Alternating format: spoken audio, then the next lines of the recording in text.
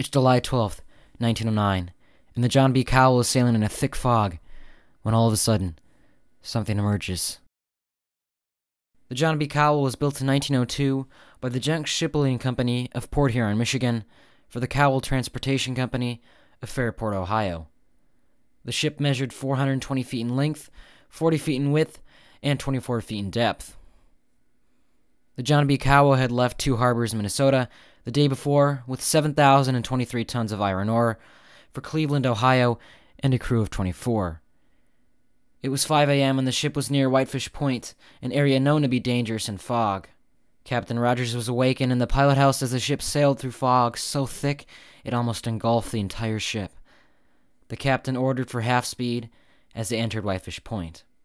Another freighter, the Isaac M. Scott, was on its maiden voyage sailing upbound and empty.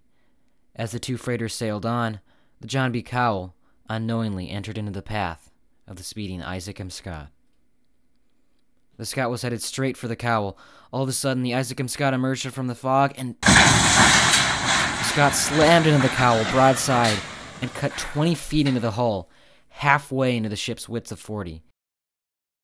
Then the Isaac M. Scott pulled away, leaving the Cowle to sink. The first thing to happen was the boilers on the Cowle exploding. The rear cabins were destroyed and everyone who was sadly in them. Then, the ship split in two, and the bow faced upright as the stern section sank into the water. The bow quickly followed. All of this happened in 3 minutes. Crew members were thrown into the water and rescued by the Isaac M. Scott and the passing freighter Frank H. Goodyear that would coincidentally sink the next year in fog. By the time it was all done, 14 of the 24 crew members were gone. As for the Isaac M. Scott, the vessel would be repaired and sail again. The John B. Cowle rests under 220 feet of water in Whitefish Bay. The bow sits upright with the back of the stern section in a rear position, pointing upwards, revealing its rudder and propeller.